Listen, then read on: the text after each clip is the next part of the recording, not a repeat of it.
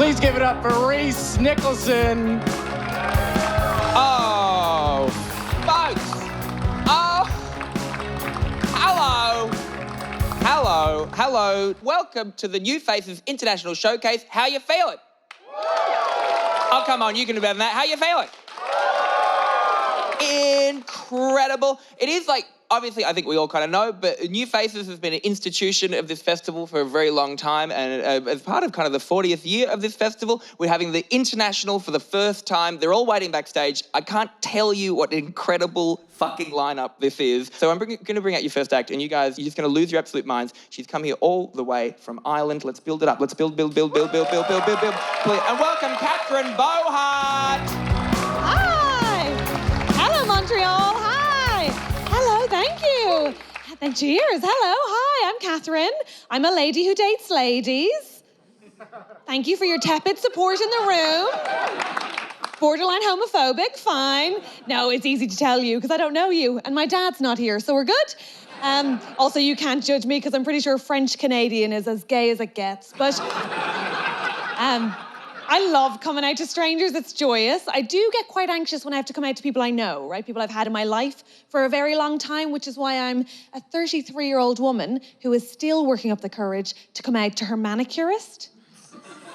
It's a much bigger dilemma than it sounds, right? Because it's like, on the one hand, will she finally make my nails as short as I need them to be? Good, perverts in. Hello, excellent. I've also been, I should say, very spoiled, because the first person I came out to was amazing, the best person, in fact, and that was my mother. And when I came out to my mom, she has a unique way of sort of being supportive and also making things weird. So my mom just waited for my dad to leave the room and then said, "Me too." Yeah, it's not what you want to hear, right? And she's a lovely Irish woman, so she clarified, right? She was like, "You know what, Catherine, right? I'm not gay, okay? I'm not gay. I am not gay.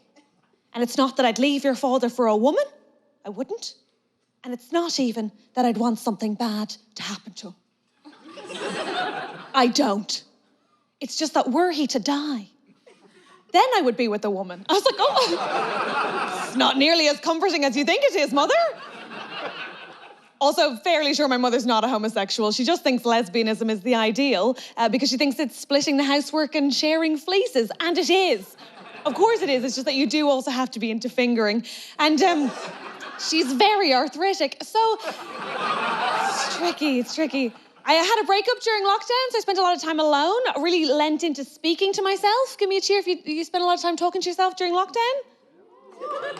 2 of you. Okay, I'll take it. I think it's okay. I have a lovely accent. I didn't want to lose it. Wasn't keen to sound like Alexa. I thought it was all right. But I did have to put rules in place, and I think they're important when you're talking to yourself. Rule number 1, I think, is it's fairly vital that it not be the best chat you have of a day. Yeah? Rule number 2, and this is fundamental, I think there should be no new information.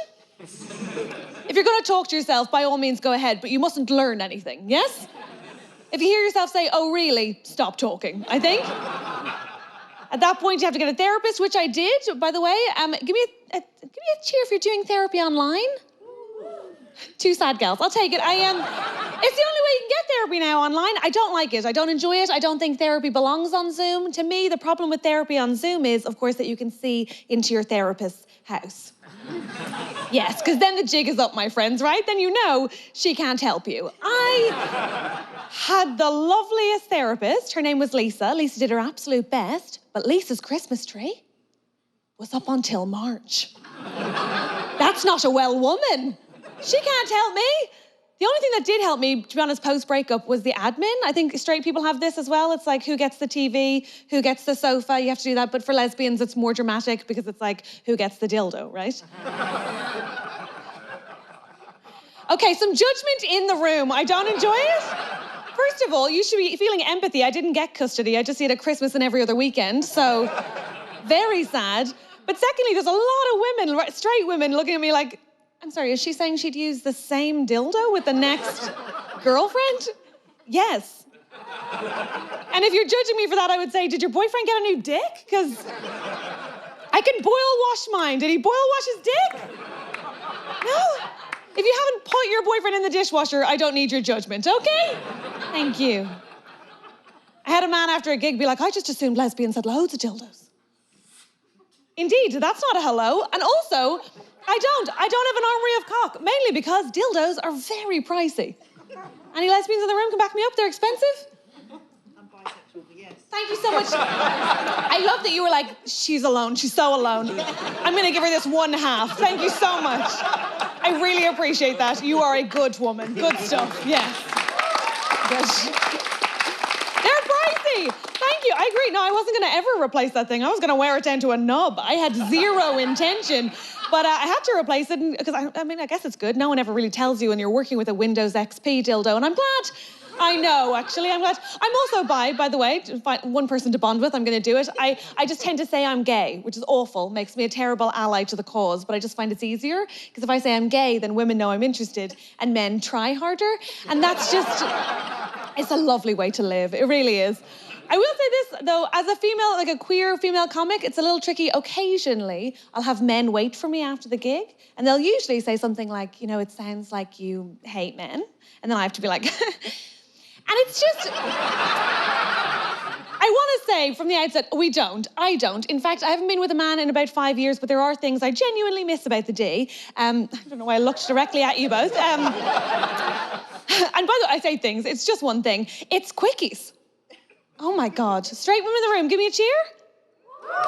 Oh my God, quick sex is your privilege. Do you know this? 2 women cannot have quick sex. There is no logical end to lesbian sex. Someone just has to call it, honest to God. And I keep trying to explain it to rooms full of straight people, and the closest thing I've come up with is that it's a lot like cricket. No, because it goes on forever, and there's so many men at home watching it alone on the internet, yes? Okay, we got you there, folks. That's me. I've been Catherine Bohart. Please enjoy your lineup. It's amazing. Have a good evening. Reese Nicholson, everybody. Cheers. Catherine Bohart. We're going to keep the show moving along because it's a showcase, not a tell case. You ready for your next act? Yep. Fantastic. This next guy is here all the way from Malaysia. You're doing so well so far. Let's build it up. Build. Welcome the one and only. It's Jason Leong. All right. Hello. Hi, very good evening. My name is Jason. I'm from Malaysia.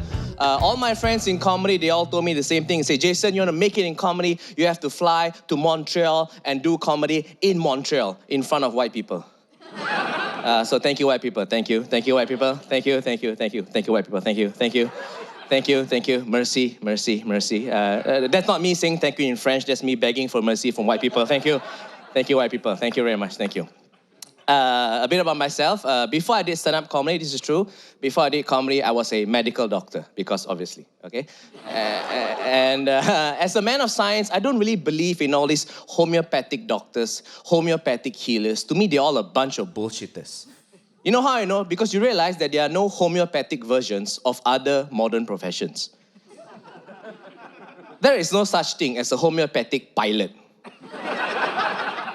If you boarded your plane and you found out that your pilot calls himself a homeopathic pilot, you will get the fuck off a plane immediately.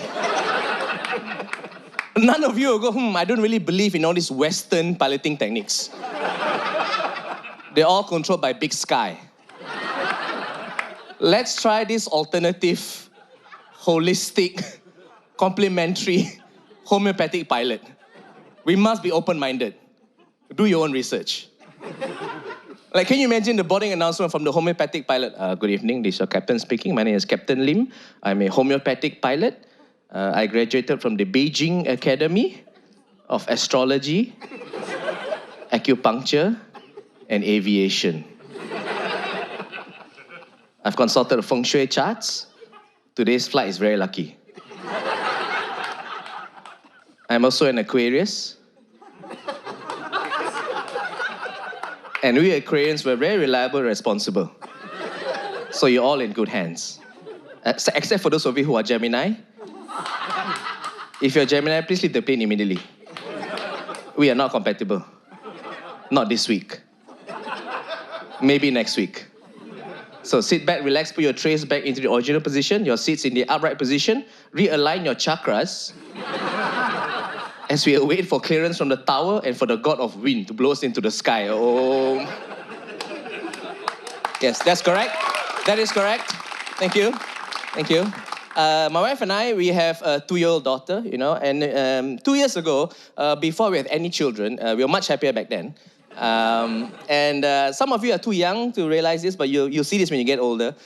So my wife and I, we're 35 years old, no children, very happy. And our friends, 35 years old, with children, they were all very smug, patronizing, and condescending. They all told us the same thing. Say, hey, Jason, have a child. When you have a child, your life will be so meaningful. Have a child. When you have a child, there'll always be a rainbow above your house. Have a child. When you have a child, you always find parking. Have a child. And this is true. When I announced on Facebook that yes, my wife and I were expecting a baby, all those same assholes privately messaged me on Facebook, haha, Jason, you never sleep again. Like, why? Okay? And I've been a parent for 2 years. Now, things are okay, thankfully. Not enough for those same assholes, right? Still patronizing. Hey, Jason, have another child. Your daughter is so lonely. She needs a sibling to play with. Have another child. Have 2 children. Now, I'm wiser now, okay? And I know that the only people on planet Earth who truly, genuinely want to have 2 children are those with 3 children.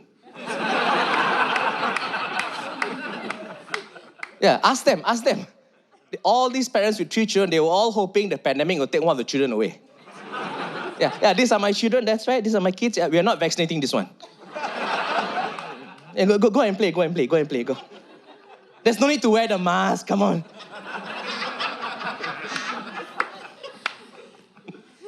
Now, as a parent, I'm exposed to a lot of parenting hazards. The main ones are other parents. I can't stand parents like to show off their children, you know.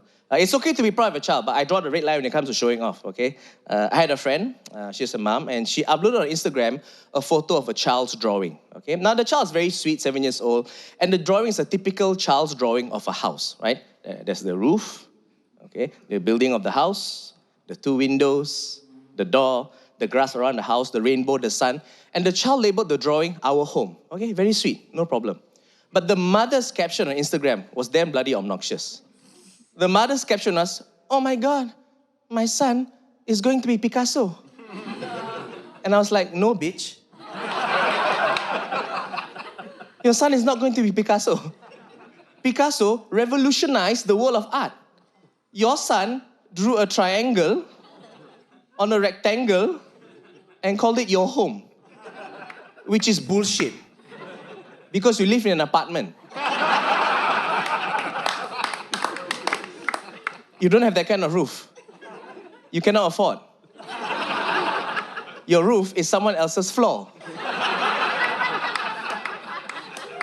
Every day, someone takes a shit above your head. Thank you, white people. Thank you so much. Thank you. Jason Leong! You having fun so far, right? Yeah. Great. Keeping the show moving along, our next act, we are the same age, and his name is also Reese, and twice this week has a powerful Hollywood type said they've heard great things about me and then realised they were talking about him. So that's cool.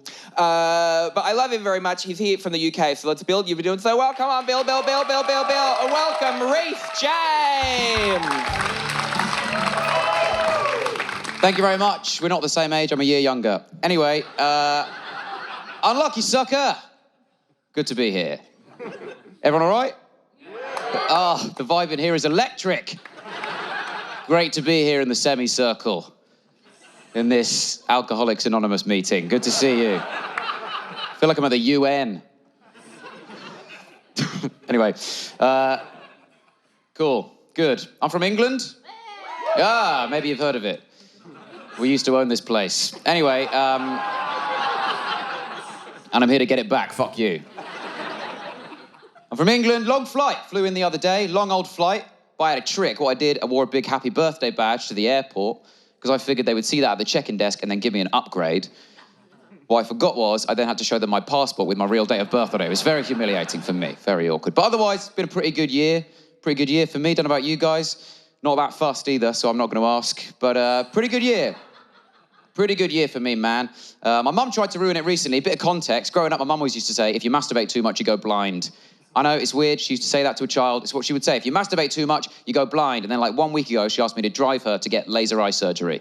So it's not ideal, my life. It's not perfect. Ugh, bit awkward, bit uncomfortable. Good year otherwise, though. I'm still going strong on my New Year's resolution. And as I said, I turned 31 this year. And I thought, I've got to be a grown-up man, got to take my life seriously, got to have a big grown-up adult resolution. My resolution this year, no more chicken nuggets. That's right. No more nuggets. Thank you, sir. One clap, chalk them up. I've gone nugless. That's what I've done. Gone completely for Greta. That's why I've done it. I've gone nugless for Greta. Trying to go nug zero by 2025. That's the aim. No more nuggets. And I'm smashing it. We're over halfway through the year, not had a single chicken nugget. I'm doing so well. Slight confession, I'm eating a lot of chicken fingers. Like twice as many. Awful.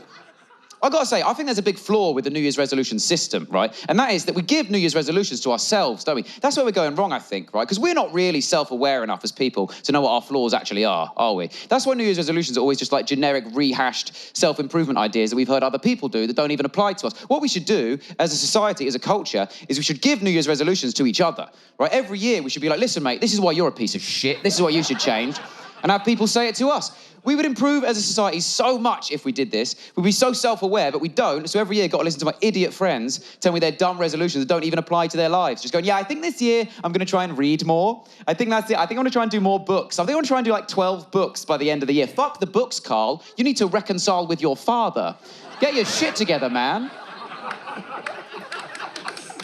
Yeah, I think I'm going to give up coffee. I've been saying it for years, but I think this is it, 2020. I think this is the year that I'm going to give up coffee. No, Claire, you need to give up thinking you're on an eyelashes business on Facebook. You're in a fucking pyramid scheme, Claire, okay?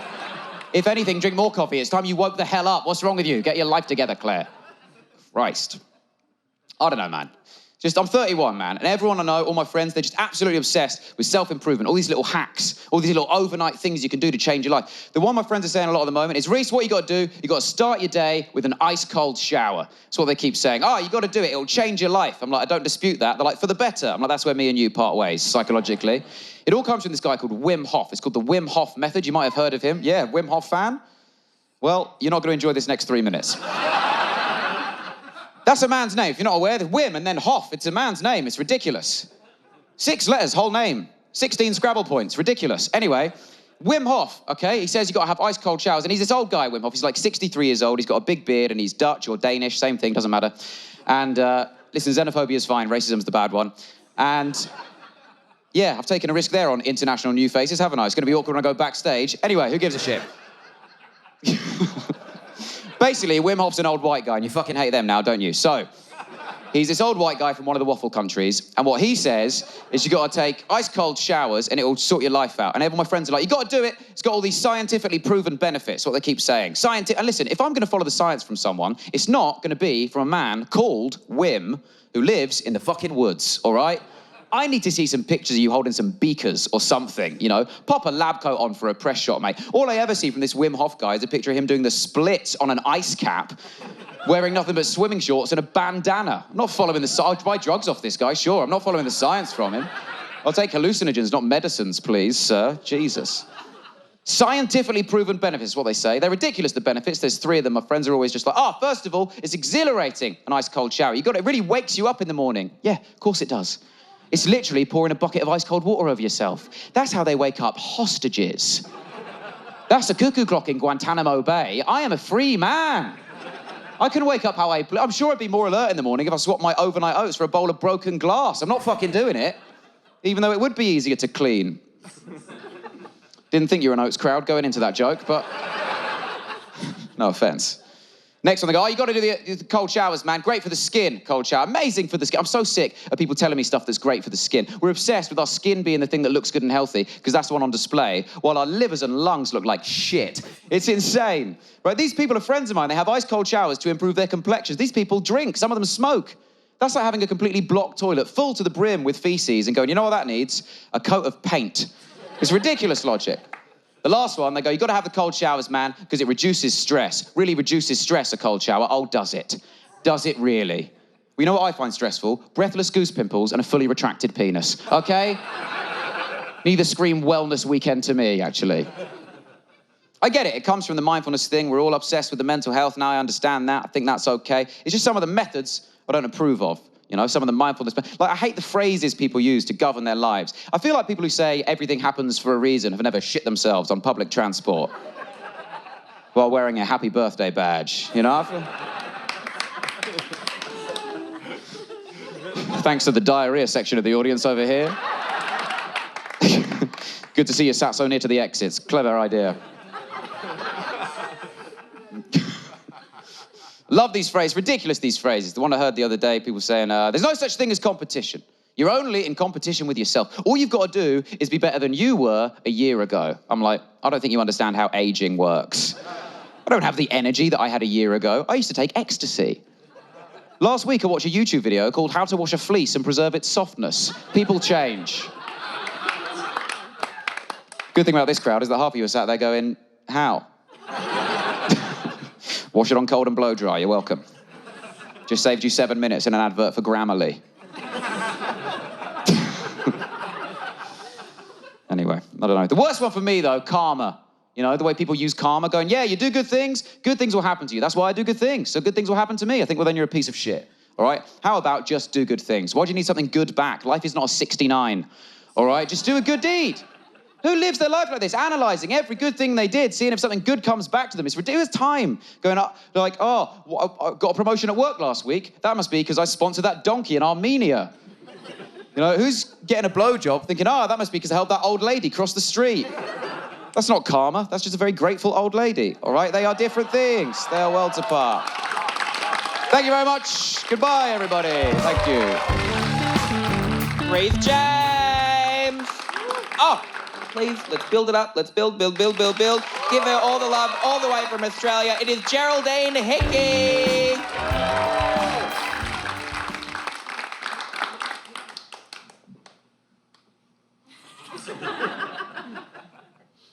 Sup, fuckers. Here we go. My partner and I bought a boat last year. Anyone got a boat? No? All right. Try to make this relatable. What kind of boat did we get? It's a small shit one. In Australia, we call it a tinny. It's made out of aluminium. Aluminum, sorry. Anyway, we bought a small boat. We bought it off a 15-year-old. He bought it when he was 13. And I was like, how? Where did you get money? You're 13. And he went, I've got a paper round. And I saved up for a year. And I was like, oh, my God, this kid's relationship to money, so different to mine, yeah? Like, I mean, similar to him, my first job was actually selling papers on a street corner. Does make it sound like I grew up in the 1930s, but it was a regional town in Australia in the early 90s, so same thing, yeah? I would make maybe $15 a day, and most of that money went to buying honey nougat logs from the school canteen, right? That's chocolate. It's delicious. And anyway, we bought a boat. We bought it, we paid for it in cash. $4,000, yeah? Things are going well. Not as well as a 15-year-old, yeah, that's selling it because apparently he needs a bigger boat, yeah? Anyway, I gave him the cash, right? Handed over the cash, and he takes it and just goes, thanks. Puts it in his pocket. Just one smooth moment, just goes, thanks, like that. We're like, easy enough for him to do because he is a man and the pockets are deep enough, you know. I can't do that. That's, sorry, ladies, that's all you get. Just your fingers, that's all you need. And your pockets, that's deep enough. That's, what else do you want? And then you want your whole hand. You're cold, you want your whole hand in there. That's all right. Just squeeze them up into a fist and get them in. That's, yeah, that's, look at that, that's, that's comfy, yeah? You like that? That's... Had a bit of experience getting a fist into a tight spot. Anyway, go on, start it up, mate. Yeah. Oh, such a dumb joke. Anyway, we bought this boat. When he took the cash though, right? Just that one movement, I watched that and just went, what? Like, I've never received cash and not had a physical reaction to it. Do you know what I mean? Doesn't matter how much it is. Doesn't matter if it's like a 20 or 50 or whatever. Like, I'm getting it and just going, oh, thanks. Ooh. Can't help it, yeah? Like, what 15-year-old boy gets $4,000 cash from 2 lesbians and doesn't bat an eyelid, yeah? Anyway, we bought a boat and we don't know how to use it. And I don't know if I can explain the shame of being at a boat ramp trying to get a boat in the water when you don't know what you're doing, yeah? It's kind of like, you know how sometimes you've got to do a reverse parallel, but it's in front of a cafe, yeah? Imagine that cafe is filled with all dads. And it's all dads that have had daughters, but they wanted sons, yeah? So they're pent up, you know? They're like, oh, no, I love my daughter. I love her. And I want to teach her how to do stuff, but I can't because she's a woman, right? There's 2 factors getting a boat in the water. Number 1, you've got to be able to back a trailer, yeah? We can back a trailer. No problem. We can back a trailer. When I say we, I mean I can have a go, yeah? But my partner, Kath, is exceptional at backing trailers, yeah? Like, people have asked me, when did you first know you were in love with Kath? And I was like, when I saw her back a trailer, yeah?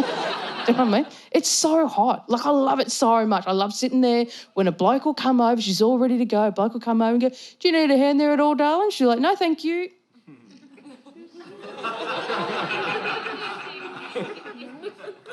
Be still my beating heart, yeah? The other part is you've got to have someone in the boat to start the boat, yeah? And I said to Kath, the first day we took it out, I said, I reckon that should be you because you've got the boat licence, so you've probably got a better shot at getting that thing started. So I backed the trailer eventually, you know, just... A few scrapes on the side, don't worry about it. It's a tough little boat, right?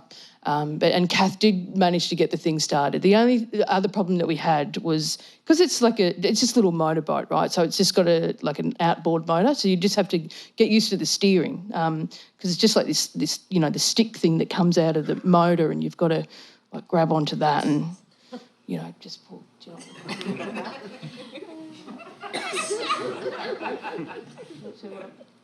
Like, that's unnatural for a lesbian, yeah? Anyway, that's it for me. Thanks very much. I've been enjoying Hickey. Good night.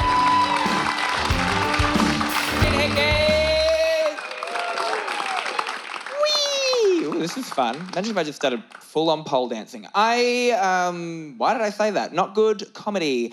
Our next act, I asked him where he wanted me to say he is from, and he said, I'm a citizen of the world, so before the police arrive. No, I'm very excited to see him. I love him very much, so let's build from the world. It's Wari Nishan. Thank you. Hi, everyone. How are you? Are you having a great time? Yes, it's important to have a great time. This is what I learned from COVID. You have to enjoy life. You have to do what you like most because you never know what will happen next. For example, today I had 17 brunches. Just in case, if they close restaurants, I'm fine. Because when they closed restaurants, I was not ready. I was so sad. I started to do home brunches. Every Sunday, I made myself a home brunch. I made an omelette, an orange juice, and I threw $100 out of the window. I'm a big foodie. My favorite cuisine is Italian because it's simple and amazing. But I realized one thing though, Italian restaurants, if you get rid of bread and tomato, it's pretty much coffee shops. Everything is based on bread, and they have this thing where they can sell you each step of a recipe as if it was a complete meal. Like they will take some bread, some olive oil, and they go, focaccia. They spread some tomatoes on top and they go, bruschetta. They add some cheese and they go, pizza. And then even if they drop it, they go, ma, calzone. Oh. They are really good at marketing. I'm from North Africa. We have amazing food, but we're not doing a great job naming our food. It's like, what is this? Couscous. No, the one with the sauce. Couscous. If you add meat, still couscous. What about dessert? Baklava. This is with almond. What if it was pistachios? Baklava. And if you mix both of them, couscous. Yeah, I'm African. People are surprised sometimes when I say I'm African. They go, oh, you don't look like someone who's African. You look more like someone who's high. They're always trying to guess from which country I am. They go, oh, I think you are Middle Eastern, South Asian. Sometimes I get Latino, not Spanish, which means people don't know exactly from which country I am, but they're sure about one thing, it's a third world country. It's never positive. People don't know much about Africa because the only time when they talk about Africa on TV is when there is a problem, a war, a disease. The only African country that somehow has a positive image is Wakanda. They had to create a fictional one. Africa is amazing. I left Africa after high school to study abroad. I had two options, going to France or going to the US. And I chose France because French universities have this prestigious reputation for being free. And African parents, they love free diplomas, you know? They sent us abroad and they go, bring me diplomas. I want a collection of diplomas. I don't know why. I mean, I have a theory. I think our parents, they meet and they compare themselves using our diplomas. You know, they play this game like a poker game and they go, what do you have? I have 3 daughters, a pair of masters, and a PhD. Wow, what about you? I have 4 sons, full house of engineers. I win. And he goes, you're bluffing. Your son is in Uber. I saw him at the airport. After that, I got a job in the UK. I was really excited because I always wanted to go there and improve my English. And I spent 2 years in London working in IT. And today I'm proud to say that just after 1 year in London, I really improved my level in Bengali. And I loved it, but I didn't stay there because they were talking too much about Brexit and then immigration was a problem. And then I heard that in Canada, Canadians are nice to immigrants. So I came to Montreal, and it's true, you love immigrants, you love refugees, to the point where we start to wonder, like, why are you so nice to us? And then winter comes, I'm like, that's why. You're freezing, and you don't know if it is alone, actually. You realize, Canada, you are the only country in the world where the only criteria to become a citizen is just to stay here with you. That's your only requirement. Come on, raise the bar, Canada. You say, it's easy, I will do it, I will stay here, but after 1 winter, no, I will leave. So I left, I applied for the green card, and I moved to the US. So when people ask me, what do you do for a living? I'm a full-time immigrant. This is what I do. But I moved to the US, and they elected the orange version of Gaddafi, so I don't understand how I got there, to be honest, because I'm African Arab with a Mexican face and a French passport. I'm everything Trump hates in one person. But ironically, I became American under Trump. So now, technically, I'm African American. And that's why I had to leave America, because there is no future for me there. It's true. Now I live in Switzerland, and there is nothing to do there. It's pretty much like Laval. With money, but Laval. So I have a lot of free time, and to kill time, I like playing games. This is my favorite game. I go on LinkedIn, and I applied for a job that I don't want to get. Just to do the interviews. And when you don't care about the job, I mean, you take control of the interview. Even like the trickiest question. One of the trickiest questions during job interviews is when they ask you, what is your expected salary? You never know what to say. I have the perfect answer. Now I say, I want 10% more than what you make. And then I ask, what is your salary? Usually they don't answer, so I go, I've done my research, you are in HR, you should be somewhere around 250K per year. It's not true, it's way too high. It's just to make him doubt himself. I want him to go, am I underpaid? The purpose of the game is at the end of the interview, he's also looking for a job. Thank you, this is my time, my name is Wari. Wari Nishan, Wari Nishan. Oh. Your next act is another one from Australia. She's another one of my favorites. So many Australians on this show. Who's looking after the bars? Truly, she's one of my favorites. You've been doing so well. It's build, build, build, build, build, build, build, build, build, build. And welcome, Michelle Brazier. Hello. Hello. Oh, no, hello. I'm from Wagga Wagga, teen pregnancy capital of Australia. Pause for applause. Thank you, we did it!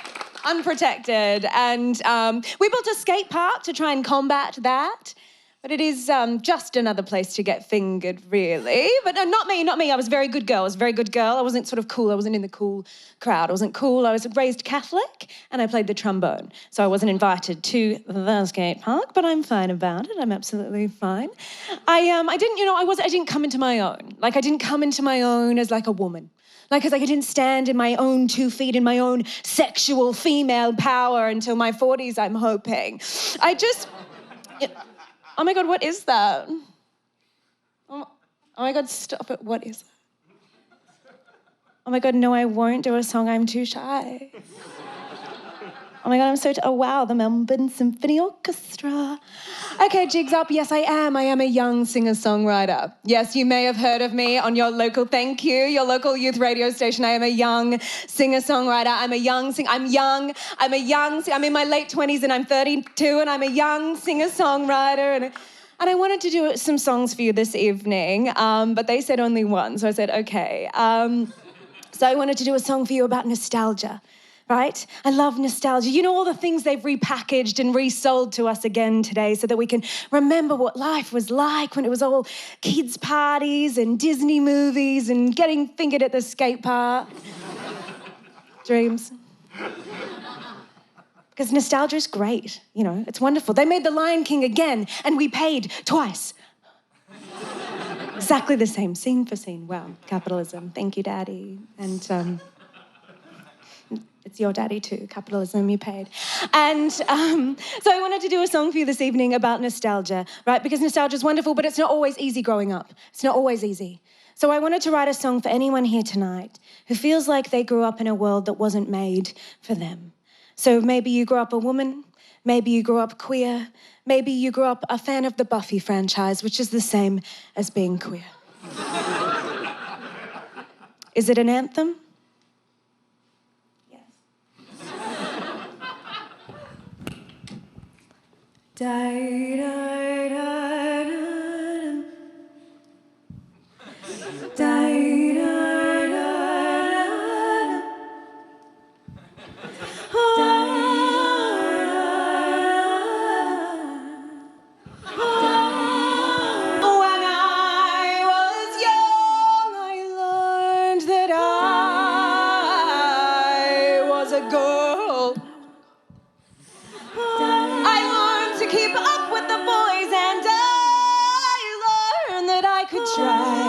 Twice as hard and maybe be an astronaut. I wanted to pat all the dogs and eat fish fingers every day. I wanted my mom to be happy. I didn't want Daddy to go away. I wanted a Charmed season 2 DVD box set for my birthday. But baby, things don't go your way. 'Cause mostly I wanted to Aladdin, and most right I wanted to fuck Aladdin, and mostly I wanted to have sex with the fictional character of Aladdin. Arabian nights, Arabian days, Arabian afternoons, Arabian brunches in the shade. Please let me fuck Aladdin. M69 with Aladdin. And I want to be Khalil with you. I didn't want to have sex with a man who looked like the character of Aladdin. Or the guy who played Aladdin in the recent film. I'm not sure if you all saw it, but everyone was uncomfortable. Will Smith was painted blue and Robert Wee was recently Joe Cole. I wanted to have sex with the fictional 2D drawing of the character Aladdin. My Prince Ali, my fabulous Ali. Ababwa. Thank you so much. I've been Michelle Brazia. Have a great night. Michelle Brazia. Whee! Your next act has come here all the way from the UK. I love her very much, like I love them all as my own. So let's build, all the way from the UK. It's Sophie Juka!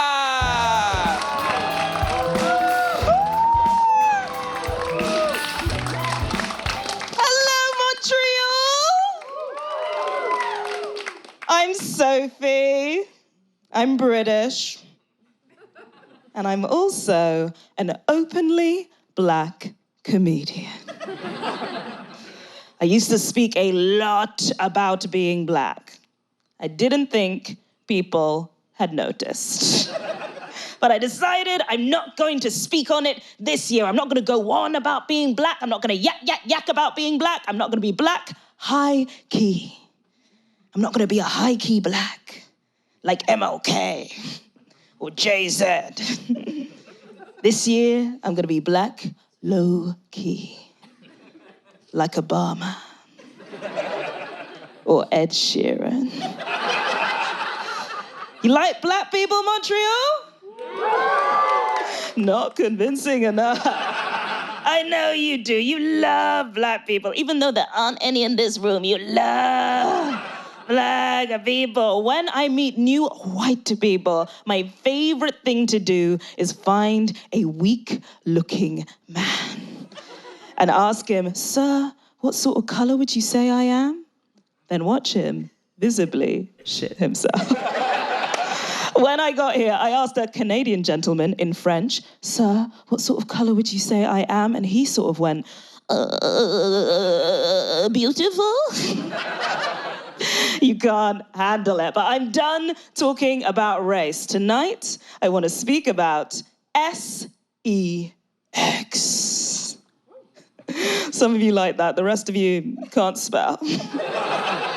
But I'm not talking modern sex. I'm talking rustic sex, OG sex, Lay's original sex. I'm talking heterosexual sex. Can we hear it for heterosexual sex? Yes! Het sex, we fans? Het sex. It's simply the best. Het sex is my weak point. Het sex is my kryptonite. I am quite literally a sucker for heterosexual sex because you have to hunt down queer sex. You have to stalk it through the supermarket. You have to track it through the frozen foods aisle. You have to fake an interest in women's soccer. Het sex, easy. Why try other flavors? Vanilla is always in stock. Het sex, it's like a dance. Not a complicated dance. If het sex is a dance, it's more like the hokey pokey. In, out, shake it all about. You squeeze a little titty and you turn around. That's what it's all about. Het sex! Yes, I knew there were fans. I knew there were some closeted straights in tonight. Straight people, don't be shy. They say you're dying out. Dying out because you're like pandas. Very picky about what you eat. And you hardly ever fuck. Straight people, they say that sometimes you're close-minded, unadventurous. I don't subscribe to this straight hate. Straight people, I think you are specialists. You picked a kink and you stuck to it. And the roles you play aren't even role play anymore. It's theater. Because usually in het sex, some acting is involved. If you are playing the part of man or the part of woman. Because if you are playing the part of man in het sex, you have to go full Mad Max. You have to be a bro, a wolf, a beast. And if you are playing the part of woman in het sex, that is even harder. Because if you are playing the part of woman, you just have to be a cup. During het sex, we dirty talk. He'd be like, "Oh, baby, I just want to fill you up." And I'd be like, "Yeah, baby, fill me up. I'm a cup. I'm a thirsty little cup. You got me at IKEA." And then he starts getting excited. He starts heating up like you're boiling a kettle. So what do you do, ladies? You double down. You go, "I'm a cup. I'm a dirty chip cup. I like my men like I like my tea. Weak and decaffeinated. I'm a cup. I like my men like I like my coffee. Full of non-dairy cream. I'm a cup. 2 girls, 1 cup, but just the cup. So I'm not straight. I know, no one who's seen my shoes is surprised. This dress tells one story, but the shoes really scream, I enjoy a tasty piece of puss. I came out quite late for someone of my dress sense, which meant that I effectively had to switch from het sex to les sex, which meant that I had to catch up, read up, skill up, because I had no sapphic experience. I thought that les sex was just 2 women with good hair apologizing. Like, sorry, who goes first? I don't know, we're so silly. Porn was no help, especially your porn, North America. All your porn stars are called things like Ebony Enema. She eats ass like it's her job. I'm not gonna show you any porn before I go tonight because I'm not allowed. But I will act it out. I'll take you to the scene of a chocolate and vanilla swirl film starring a white girl and a black girl who we will call Kate and Megan. We open on the white girl. The sun is shining, the birds are singing, she's got a backpack on her back and pigtails in her hair and a jumper that says senior, so you know that she just turned 18. And she skips down the road to a weirdly empty house and she knocks on the door and the door opens. She goes, hi, oh my God, is Megan home? I'm really worried about our science project. We have to hand it in before 10 a.m. tomorrow, and if we don't get it into the teacher, we're gonna be in so much trouble. And the door opens even more, and a hand reaches out with nails like Wolverine. And Megan's ripped black mum looks her daughter's classmate right in the eyes and says, Megan's not home, but get inside, bitch, I'm gonna teach you some things. That's Legs! Thank you so much. I've been Sophie Juka. You've been wonderful. Sophie Juka! Woo! All right. We have 3 more acts in this show. Our next act is from Mumbai in India. I love him very much, like all of them. Let's Bill. Welcome to the stage, Anirban Dasgupta.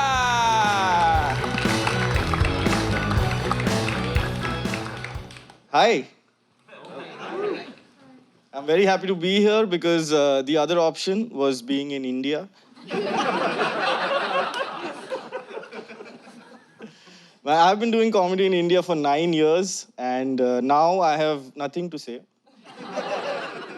It's very tough out there. There is censorship, there is jail time. You write a joke, then you write an apology. It's an adventure sport, okay? It's the survival of the sorriest. Another reason it's tough to do comedy in India is because India is so funny inherently. How can you be funnier than India? One time I was going to a show in Mumbai, and on the way, I saw an ambulance crash into another ambulance. Both patients went in a tuk-tuk to the cemetery. That's a tough act to follow, right? My wife has a corporate job, and ever since the pandemic, she's been working from home. And I, being a freelancer, I've been watching her. It's very tiring. And one day I was just shocked to see her attend a workshop on Zoom on prevention of sexual harassment at the workplace.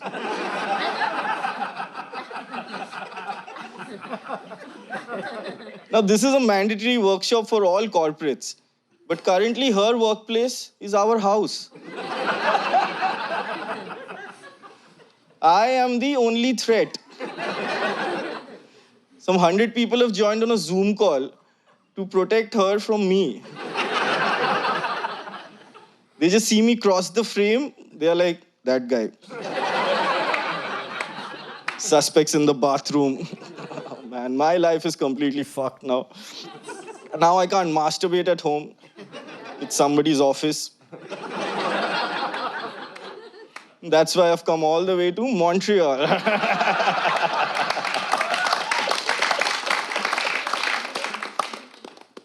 I had a job a few years back, and one of the reasons I quit my job was because we used to have motivational sessions on Mondays to help us get through the week. And I don't understand why corporates have motivational sessions. Because when employees get motivated, they quit. Why are you funding your own demise? This is like showing a prisoner a tunnel. And this motivational speaker used to just say one thing, which was, you are a winner. Nobody knew what game we are playing. Okay, he used to just say this in different ways. You're born to win. That's not true. We are not born to win.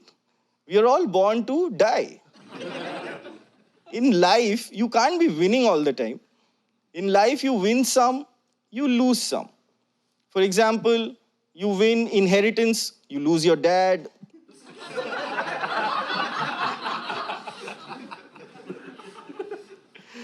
Hey, that joke is not insensitive. It's just capitalist. Listen, these jokes have been allowed by Canadian customs, okay? They asked me, what's it for? I was like, it's just for laughs.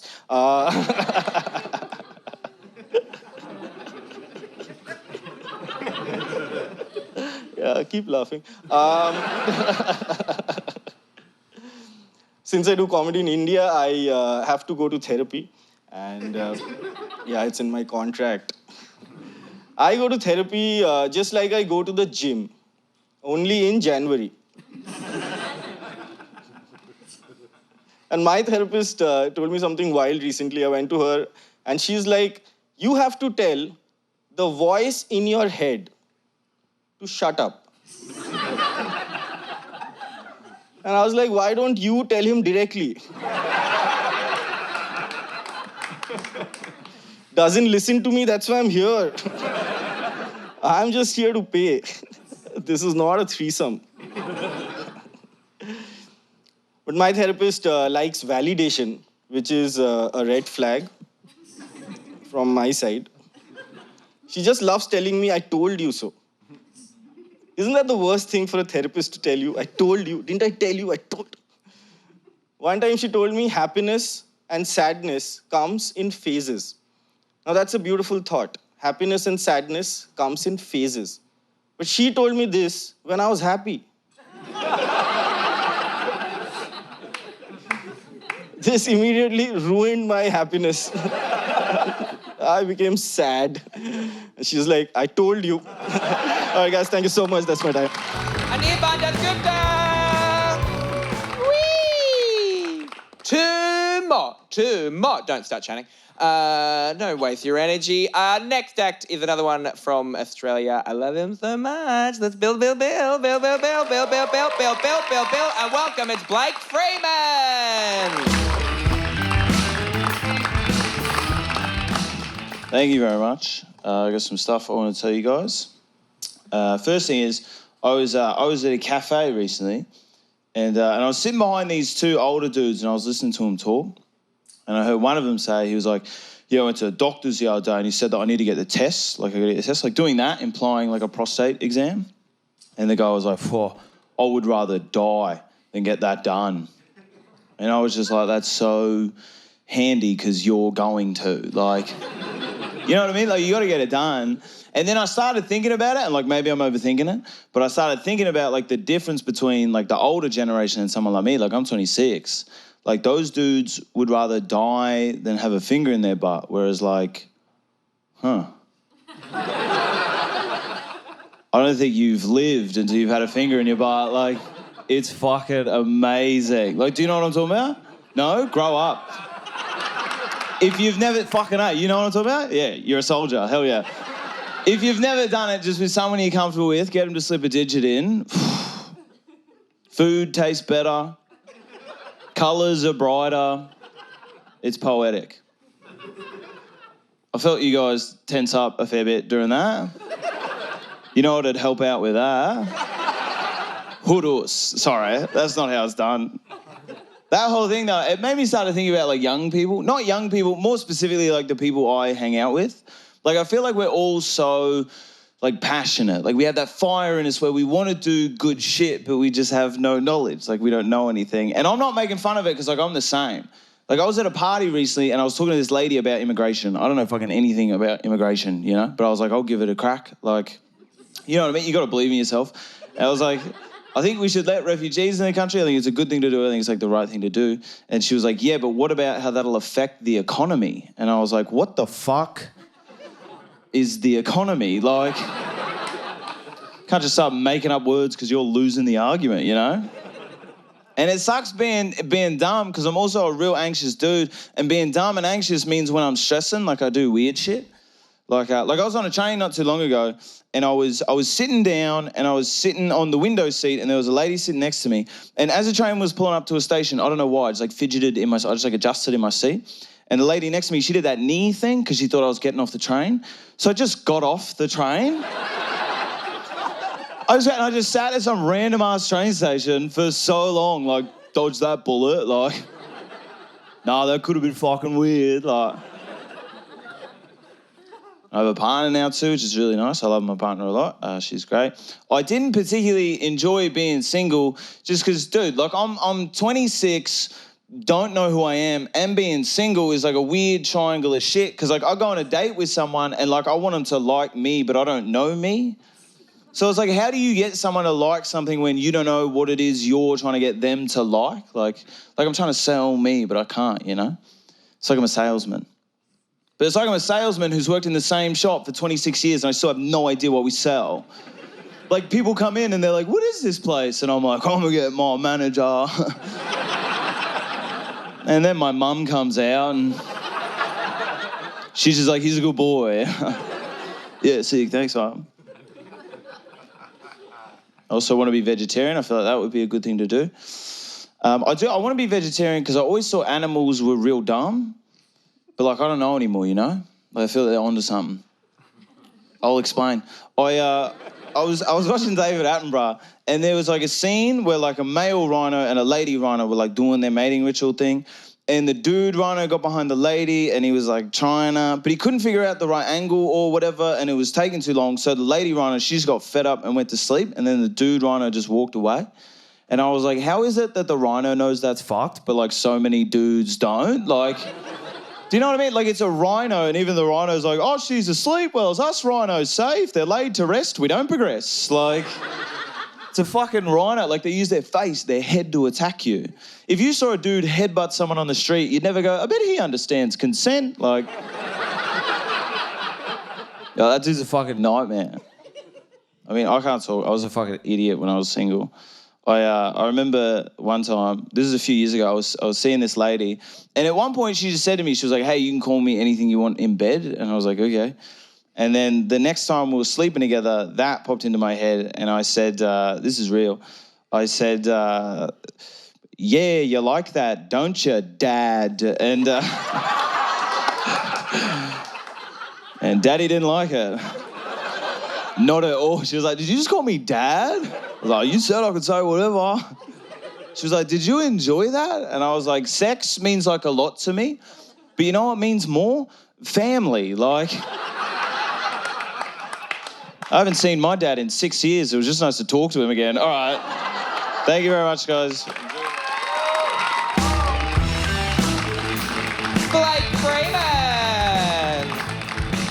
We have one more act. Again, one of my absolute favourites. So use the last of your energy, folks. Let's build, build, build, build, build, build, build.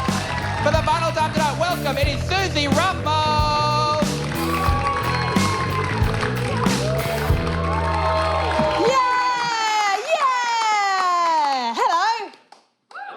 I know I'm the last one, but you've got to give me some more energy than that. Hello! Yeah. So I'm going to tell you a few things. My big news is that I've recently got married. That's my big news, yeah. It's to a woman, in case anyone's confused. My hair's not an accident. Neither's the vibe. Thank you. That's fine. The vibe is very gay. I know. Fourth queer woman on the bill. Yeah, I know. It's catching. I turned up tonight, I was straight. By the time I got on stage, fucking look at me. It's ridiculous. It's ridiculous. So my wife has married into a very working class British family. To To give you an idea of what that's like, it's like family are like geezers and birds. All right, how's it going? You all right? My dad's the kind of bloke that can only write in capital letters. You know one of those? It means no matter what he writes, it looks aggressive. You know, it's like, happy birthday, love, Dad. No, in crayon, that's Dad. And Mum is a very working class woman. The only woman I've ever met that will wear 2 kinds of animal print at the same time. Very confident, leopard print trousers, zebra print top, and then just go, oh, fuck it, it's all African. That's the fam. Came out to them a long time ago. Remember coming out to my Uncle Marty? He's a geezer, like my dad. I said, Uncle Marty, I'm gay. And he went, what, like full time? And I said, yeah, because if anything, I'm doing it more than 40 hours a week. He said, I don't blame you, baby. I wouldn't fancy shagging a geezer either. So on the whole, they've been very supportive. So Alice, my wife, she proposed to me. She proposed to me, and I knew it was going to happen. The day it happened, I knew it was going to happen. And you might be thinking, well, Suze, how did you know?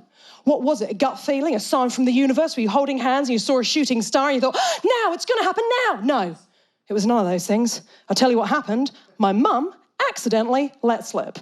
Yeah, that's right. Don't worry, I'll unpack that for you. Alice asked my mum for her permission in a move that can only really be described as lesbian feminist, because my dad is very much alive and well, but apparently she doesn't give a fuck what he thinks. So Alice asked Mum. Mum was like, yeah, babe, you go for it. You absolutely go for it. You go for it, my hun. You absolutely go for it. Now, I've got a fun mum. I've got one of them fun mums. Mum's got a catchphrase. Don't know if your mum's got a catchphrase. My mum's got a catchphrase. In fact, your mum's catchphrase could be the same as my mum's catchphrase. This is my mum's catchphrase. Let me get it right. Oh, don't you look tired? That's a few of you. Great, great, great, great, great. She's a fun mum. She's a fun mum. Loves Facebook, my mum. Oh, she's on it. She loves it. She be sharing. Oh, she be sharing.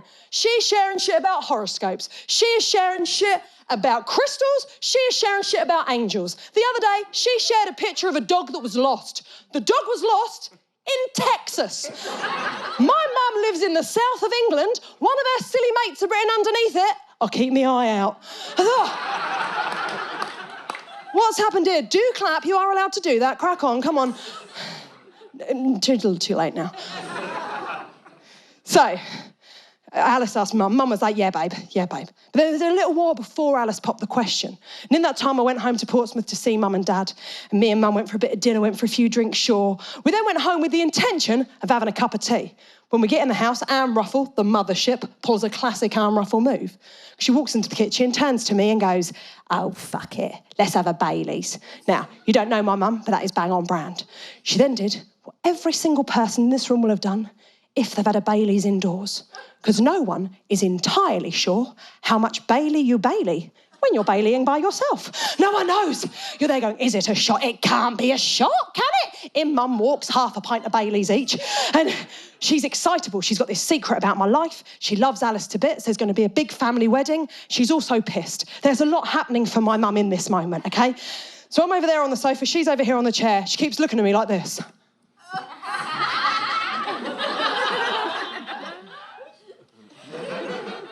What?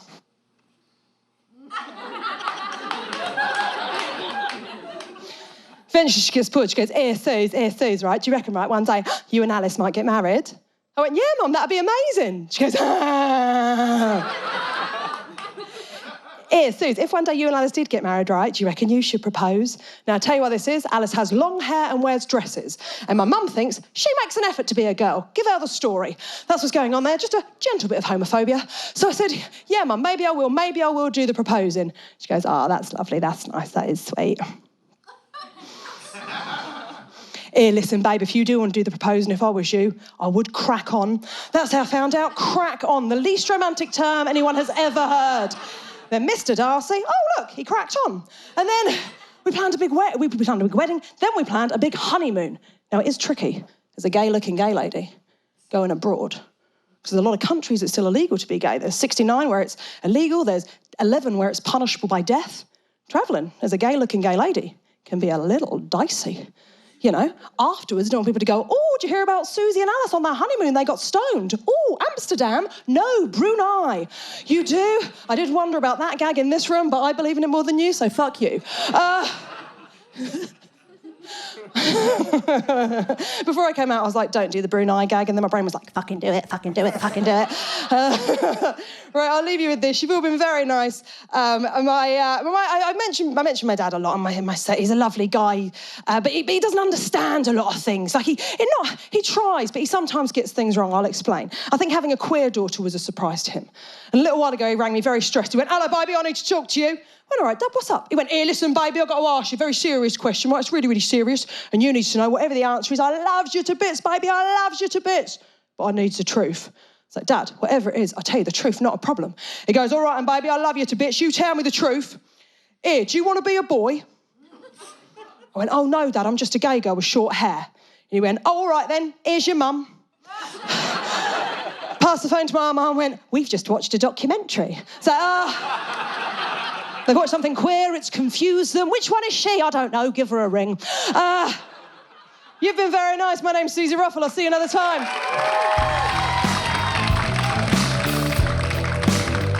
Susie Ruffle!